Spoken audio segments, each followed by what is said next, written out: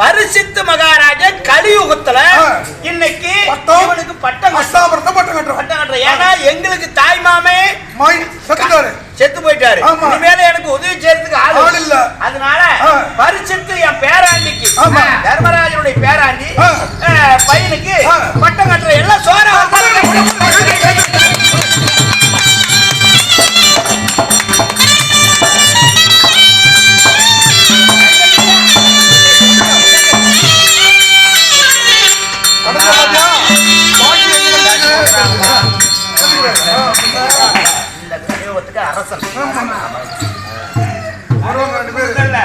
இங்க இருக்கிறவங்களுக்கு எல்லாத்துக்கும் நீட்டா அரசன் ஜீவாமா மாதிரி. ஆமா ஜீவாமா மாதிரி இந்த ஏரியாவுல நீட்டா அரசன் யோகி வராங்க. யாரும் யோகி மாட்டாங்க. சைக்கிள் காரரா நீ ஏன் வச்சற? சைக்கிள் வரமா சாமி நில்லுங்க. சாமி என்னன்னு வாங்க. ஏய் மண்ண நில்லுங்க. வாடால விடுங்க. நான் உள்ள முடியாது. உனக்கு அது தான். அப்படியே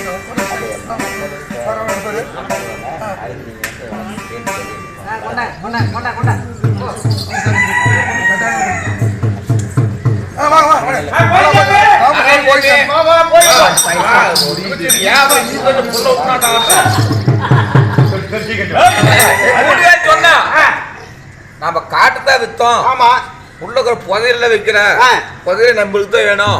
அப்புறம் ஆயிட்டு வாங்க கொடுக்க சொல்லிட்டா புதையில புண்டை போயிட்டு புதையில கொடு. பைத்தியக்காரா கேரமுத்த புண்டா கொஞ்சம் பொறுமையேரு.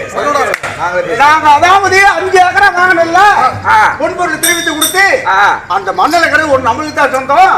போய் அதை வாங்கிட்டோட அருகட்ட கூதி அப்படிங்கிற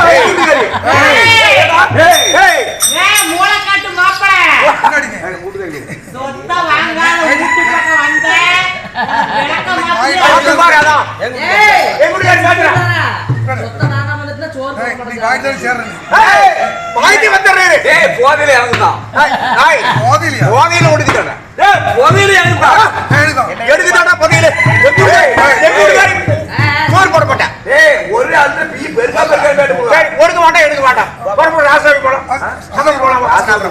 ராஜ்யசபைக்கு போலாமா?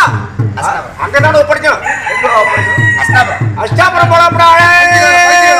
முக்குட்டியில பிறந்தவன கலந்துக்கு போறோம். கோதியில இறங்குதான்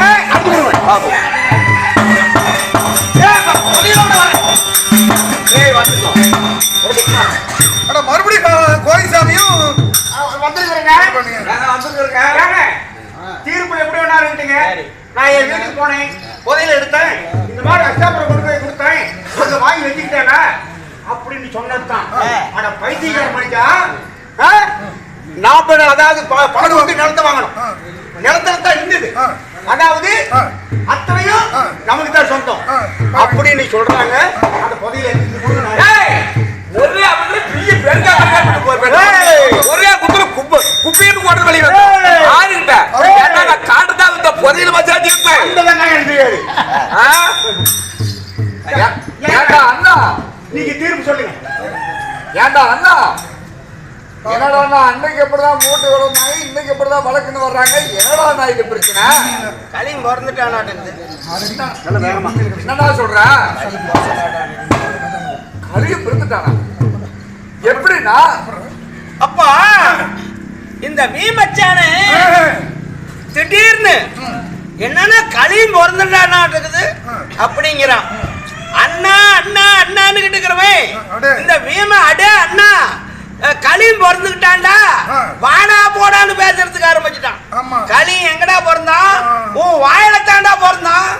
எப்படி நான் என்னதான் சொன்னேன்? அண்ணாங்கிற வார்த்தை தவறாத இருந்தவை. அடே அண்ணா களியும் பிறந்துக்கிட்டான்ட்டு இல்ல, இப்போ வாயில தான் பிறந்துக்கிட்டான். நேற்று வரைக்கும் துபாபரி யுகம். இந்த துபாபரி யுகத்துல அவங்க நீதி பிரகாரம் பேசினாங்க விவசாயிங்க.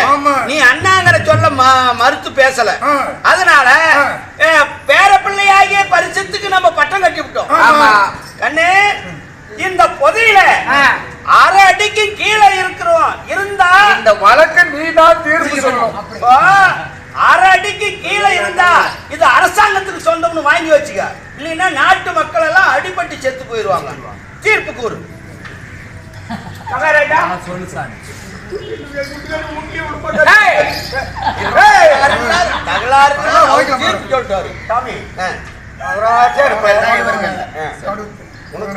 காடு வாங்கினேன், பொதியில இருந்தது இருந்தது கொண்டாந்து கொடுத்தேன், எனக்கு வாண்டான்னு. ஆமா, மறுபடியும் அஷ்டபுரம் நாங்கள் வந்தோம். அவரோட தாத்தா என்ன சொன்னாரு, இது வாங்கி வச்சுட்டு அப்படின்னு சொன்னாரு. அதாவது காடு வாங்கணும் அந்த பொதுவை சொந்தமா, காடு வித்தவனுக்கு சொந்தமா? ரெண்டு பேருக்கும் சொந்தம் இல்லை. ஆமா, அப்படி அரசாங்கத்துக்கு சொந்தம்.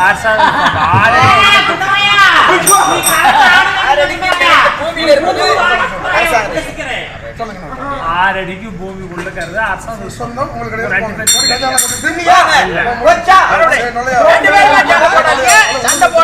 சண்டை போட்டா ஆக்கி நான் நடந்து அப்பயே சொன்னேன் ஆளுக்கு பார்த்து தோத்துட்டுமே.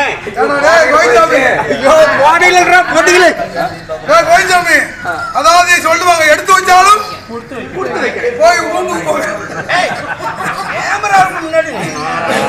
சரி பரிசுத்து, அப்பா பரிசுத்து, இந்த அஷ்டாபுரத்தை நீ ஆட்சி செய்ப்பா. நாங்க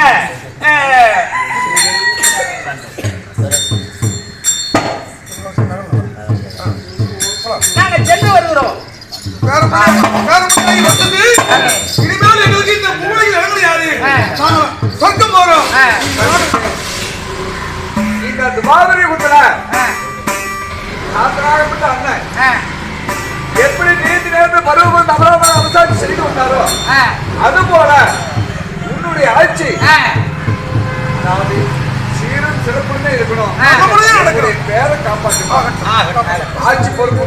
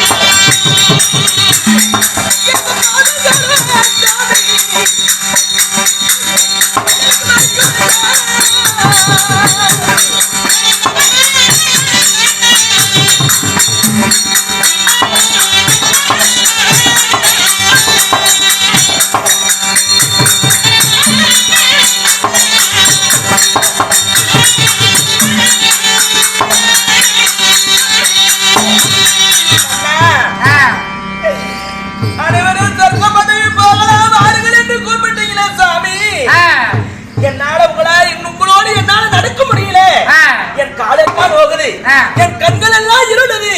ஐயோ என் உயிர் போகிறதே சுவாமி. ஐயோ பஞ்ச பாண்டவர்கள் மாறிட்டு ஒருவர் கூட என்னை திரும்பி பார்க்காமல் போறீங்களே பட்டா.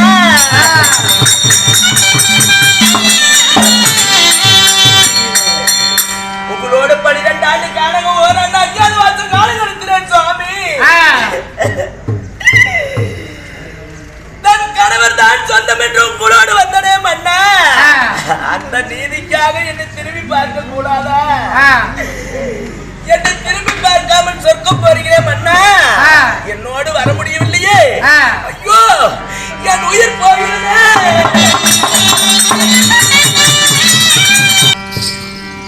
நம்ம ஐவரோடு பிறந்த நம்ம தம்பியாப்பிட்டு சகாதேவன் சாஸ்திரத்துல வல்லவன் அப்படின்னு நீங்க பெருமையாக பேசுகிறீங்க. தம்பியாப்பிட்டு சகாதேவன் அவன் இப்படி வாழ்ந்து மறித்து விட்டாரே சாமி, என்ன காரணம்? அவன் சூதுக்காரன்டா. எப்படி? அவன் சூது மேல நாளும் படிச்சு எதுக்காவது அவன்கிட்ட சூதுக்காரன்டா. அவன் எப்படா வருவான் சொர்க்கம்? ஒன்னாவது சூரிய வனத்துல நம்ம போய் இருந்தோம்ல. அப்ப அவன் போய் இந்த பூமியில கோடு கிழிச்சு ஒரு குச்சல கோடு கிழிச்சு கணக்கு போட்டு பார்த்துருக்கிறான். அம்மா வகுத்துல பிறந்தவங்க நம்மளோட உடன்பிறப்பு 6 பேர் வந்து. ஆமா, அப்ப 5 பேர் இருக்கிறோம், இன்னொரு ஆள் 6 அப்படின்னு ஒரு பக்கமா இருந்து கணக்கு போட்டுருக்கிறான். அப்ப திரியோதனாதிகளை கணக்கு போடுற போது 5 பேசாதிபதி கர்ணை நம்ம அன்னை 5 பேத்துக்கு மூத்தவன் அப்படின்னு அந்த சோசியத்துல வந்திருக்குது. அப்போ அவன் அன்னைக்கு நம்ம கிட்ட கர்ண மகாராஜா அன்னை சொல்லி இருந்தானா நம்ம இவ்வளவு பெரிய உத்தம் நடத்திருப்போம். அதனால அவன் சூதுக்காரன்டா, அவன் வரமாட்டான் சொற்கலோகம். அவன் நல்லவன் கிடையாது. அப்படியா? ஆமா, நீ அவனை தெளிவு பாத்துறான்.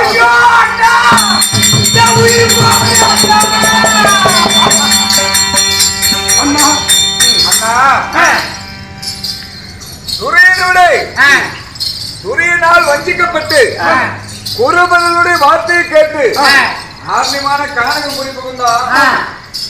அப்படி ஆர்மிமான காணகம் முடிவு கொண்டு 4வது வருடத்துல அதாவது விஷநீர் குடித்து காலமகாலட்சுமி வருடத்துல விஷநீர் குடித்து நாங்க 4 பேர்களும் அடிக்கிட்டோம். அப்ப தம்பிமார்கள் மடித்துட்டாங்கன்னு சொல்லி எங்க அருகாமல் இருந்து எங்க எல்லாத்தையும் பார்த்து நீங்க கத்தி கதறீங்க. அப்ப அந்த வழியாக ஒரு அந்தனர் வந்த உடனே, ஐயா ஏன் இப்படி அழுது கொண்டிருக்கிறீங்க அப்படின்னு கேட்டாரு. என் தம்பிமார்கள் இப்படி செத்துட்டாங்க சாமி அப்படின்னு சொன்னீங்கல்ல. அப்ப அந்த அந்தனர் என்ன சொன்னார், ஐயா இந்த 4 பேத்துல யாருக்காவது ஒருவருக்கு தான் என்னால உயிர் கொடுக்க சக்தி இருக்குதுங்க. அதனால இந்த 4 பேருக்கு உனக்கு யாரு வேணும் கேளு அப்படின்னு கேட்டாரு. அதுக்கு நீங்க என்ன சொன்னீங்க, என் தாய் பேர் சொல்வதற்கு தவப்பில்லை நான் இருக்கிறேன், என் சித்தனையாகப்பட்ட மந்திராதேவியுடைய பேர் சொல்வதற்கு என் தம்பியாகப்பட்ட நகரனை உயிர் எடுத்து கொடுத்து கேட்டீங்களே. அப்பேற்பட்ட நகரை இப்படி மாண்டு மறைந்தானே சாமி, என்னன்னா காரணம்? அவன் அழகுல சிறந்தவன்டா. அர்ஜுனுக்கு 32 தான், அவனுக்கு 36 அழகு, முன்னழகு பின்னழகு 36 அழகு அவனுக்கு. அது மட்டுமல்ல, இந்த குதிரைகளை எப்படி பிடிப்பது, எந்த குதிரை எந்த பக்கம் பிடிச்சு அதாவது வண்டியில போட்டா செலுத்தினா இந்த எதிரி ஜெயப்படலாம் அப்படிங்கிற ரகசியம் தெரிஞ்சவன்.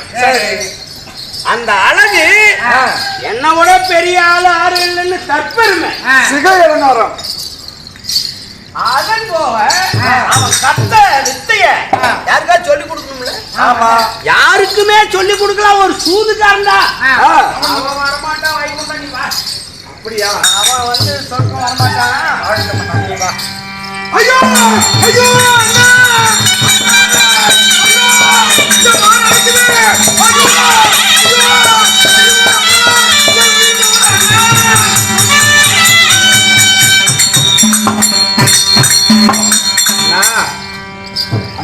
தம்பி வீமா, நாமல் 5 பிறந்து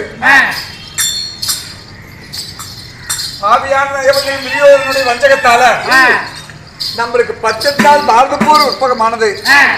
இந்த 10 நாள் பாரதப்போர் சண்டையில 17 கோடி சேனையில உள்புகந்து தேகத்துல ஒரு துளி ரத்தமாக வராமல் காயங்கள் உச்சமாகாமல் சண்டை செய்து வெற்றி கொண்டு வந்தானே கண்டிப்பா அர்ஜுனன். இப்பொழுது இப்படி ஆனை அலாபத்தா இப்படி இந்த ஆர்வமான காயத்துல படித்தாரே சுவாமி. இப்பேற்பட்ட தம்பி நம்ம சொற்களாக நம்மளோட வர முடியாத மடிச்சதுக்கு காரணம் என்ன தெரியுமா? என்ன காரணம்? பொன்னானப்பட்ட பகவான் மாமா மாயவான்னா அப்பவே கண்ட மேல ஏறி வந்து காப்பாற்றுவார். அவரு ரதம் ஓட்டுறாரு. சரி, இந்த அர்ஜுனங்கிறவரு ரதத்துல உட்கார்ந்து சண்டை பண்றாரு. சரி, வடக்கு பக்கம் போ, தெற்கு பக்கம் போ அப்படின்னு கையில எல்லாம் சாட்டை காட்டணும். ஆமா, அவன் 2 பாதத்தையும் பகவான் தோல் சப்பைக்கு வச்சு அந்த சோத்தாங்கை பக்கம் வண்டி ஓட்ட சொன்னா அந்த சோத்தாங்கால ஒரு இடி இடிக்கிறதான் சரி பகவான ஓ எங்க சோத்தாங்கை பக்கம் வண்டி ஓட்டுறான் ஓட சொல்றான் அப்படின்னு அந்த பக்கம் திருப்பி போறான் ஒரட்டாங்கை பக்கம் ரதத்து திருப்பு அப்படின்னு அர்த்தம் சொல்றாப்புலந்தா ஒரட்டாங்கால இடிப்பானா சரி அப்ப அந்த ஒரட்டாங்கை பக்கம் ஒரு ரதம் ஓட்டுவாராம் சரி அப்பேற்பட்ட உலகளந்த மூர்த்தியில 8 வருஷம் காலால வச்சவன் அப்பா அவன் வரமாட்டான் சொற்குலாதான் நீ வா சரி நான்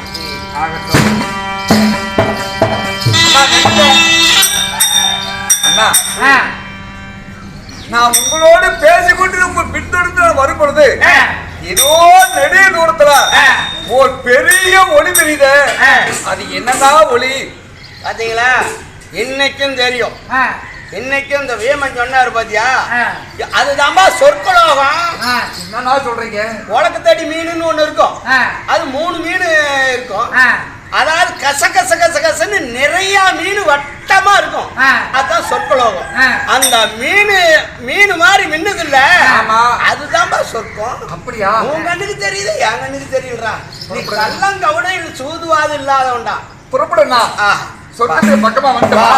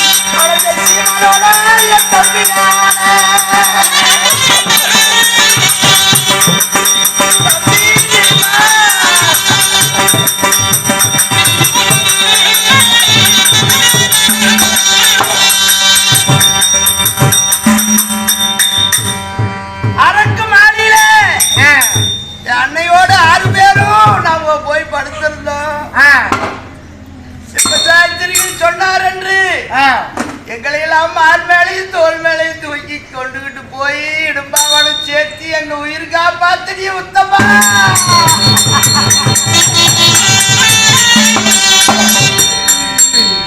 ஐயோ பேர் விட்ட இடும்பா சொன்ன கொண்டு எங்களை உயிர் காப்பாத்தினியே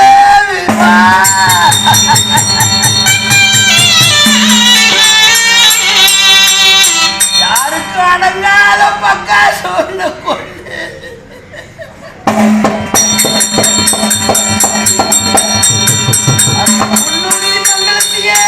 காப்பாத்தினியே என் தம்பி ஐயா ஐயா தர்மராஜரே சுவாமி தன்னோடு உடன் பிறந்த தம்பிமார் 4 செத்தார்கள் 3 பேரும் அருங்கடி திரௌபதியுடைய மனைவியும் இருந்து விட்டார் யாரையுமே திரும்பி பார்க்காத நீங்க ஆனா தம்பி வீமன் மட்டும் செத்த பிறகு தம்பி வீமா செத்துட்டியான்னு திரும்பி எழுதுறீங்களே அதுக்கு என்ன காரணம் அப்பா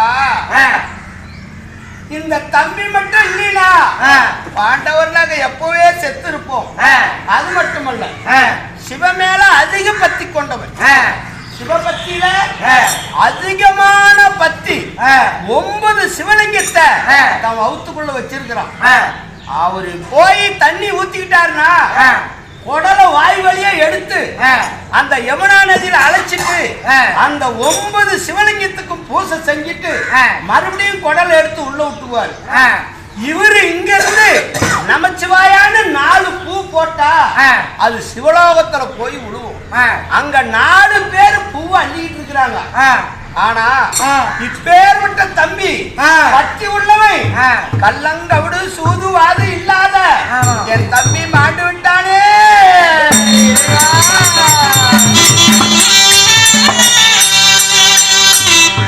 இது இன்னொன்னு இருந்தா வேற ஒண்ணா நடக்கும். ஆமா யாரோ ஒருத்தர் நம்பி போட்டுருவாங்க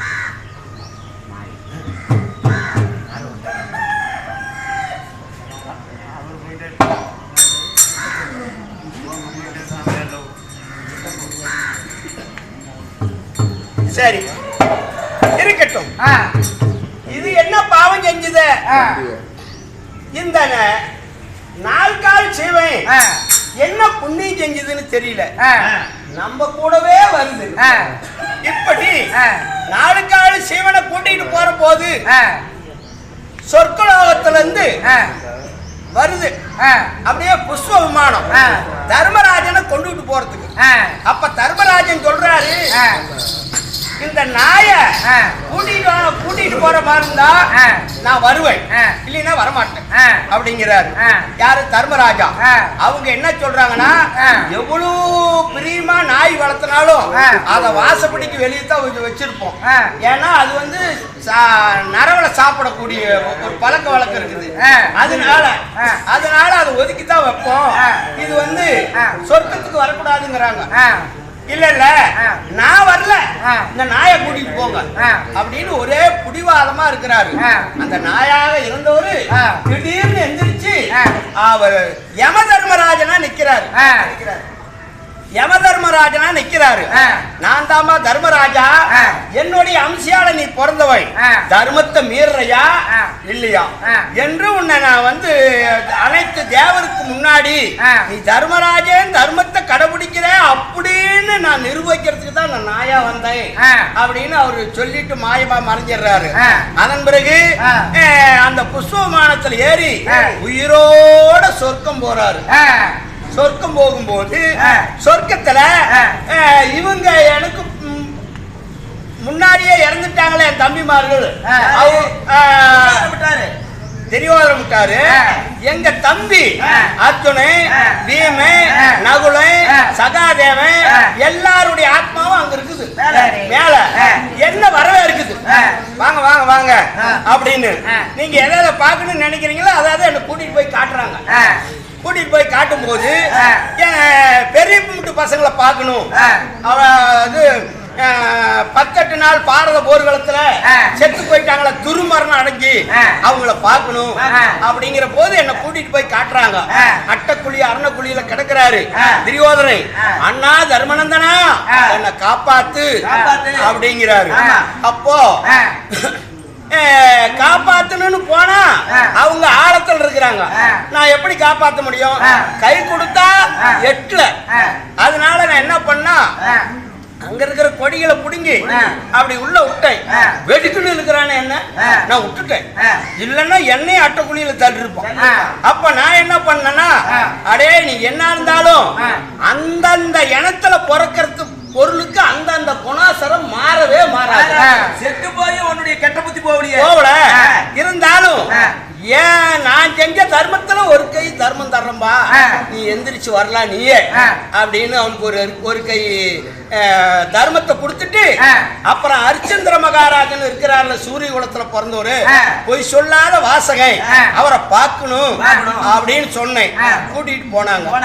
அங்க கூட்டிட்டு போனது அரிச்சந்திர மகாராஜே, இவன் பொய் பேசனவன், தர்மராஜனை பார்க்க மாட்டேங்கிறார். சரி அவருடைய பாதத்தையாவது பாக்குறேன் அப்படின்னு ஒரு திரை போட்டு அந்த திரை மறுவல அவர் நின்னாரு. 2 காலையும் இப்படி காட்டினாரு. பாதத்தை பார்த்ததான் பாதம் கருகி போச்சு. எதனால? ஏன்னா 18 நாள் பாரத போர்களும் துவக்கம் செய்து பாரத போர்களத்திலே துரோணருடைய பையன் அஸ்வத்ராமன் செத்து போயிட்டான்னு சொன்னாதான் துரோணர் கையில இருந்து அம்பு வில்லும் கீழே விழுவோம், இல்லைன்னா பாண்டவரை கொண்டு விடுவாங்க. இந்த ஒரு பொய் பேசு அப்படின்னு கண்ண பரமாத்மா என்கிட்ட சொன்னாரு. நான் பொய் பேச மாட்டேன் கண்ணா அப்படின்னு. அதுக்கு கண்ணன் என்னாரு, அஸ்வத்ராமன் குஞ்சரன் சொல்லு. அஸ்வத்ராமன் செத்து போயிட்டான்னு மட்டும் சொல்ல வேண்டாம். அஸ்வத்ராமன் செத்து போயிட்டான்னு சொல்லாத. அஸ்வத்ராமனுக்கு ஆபத்து. அது அஸ்வத்ராம குஞ்சரம்னா அஸ்வத்ராமனுக்கு ஆபத்து அப்படின்னு மட்டும் சொல்லு, அதான் மேல நான் பாத்துக்கிறேன் அப்படின்னு எல்லாரும் அஸ்வத்ராமன் செத்து போயிட்டான்னு கோஷம் போடுறாங்க. அப்ப துரோணர் என்ன பண்றாரு, தர்மராஜன் போய் சொல்ல மாட்டான். சொன்னதை நம்மள துரோணரு அப்ப என்னுடைய ரதம் இருக்கிற இடத்துக்கு கூட்டிட்டு வந்தாரு, ஓட்டிட்டு வந்தாரு. வந்தோட தர்மா நெசமா அப்படின்னாரு. அசூத்ராம குஞ்சரண்ணை இந்த பாதி வார்த்தை என்கிட்ட இருக்கிற போது அவர் சங்கு நாயத்தை செய்ய சங்கு முழங்கிட்டாரு. குஞ்சரன்னு சொன்னதும் தெரியாது, செத்து போயிட்டான்னு சொன்னதும் தெரியாது. சங்கு ஊதிட்டாரு. சங்கு ஊதினோடனே அவரு வில்ல அம்ப அப்படியே ரதத்துல வச்சுட்டாரு. பையனே செத்து போயிட்டான், இனிமேல் நம்ம சண்டை பண்ணி எதுக்காவது அப்படின்னு வில்லையும் அம்பையும் கீழே வச்சுட்டு அண்ணாந்து பார்த்தாரு. அர்ஜுன் அம்பு போட்டு துரோணரை கொண்டுட்டான். அதனால பகவான்கிட்ட நான் சொல்றதுக்கு முன்னாடி சத்தியம் வாங்கிட்டேன். என்ன உயிரோட சொர்க்கம் கொண்டுகிட்டு போற மாதிரி எனக்கு சத்தியம் பண்ணி கொடுத்தீங்கன்னா நான் சொல்லுவேன் அப்படின்னு.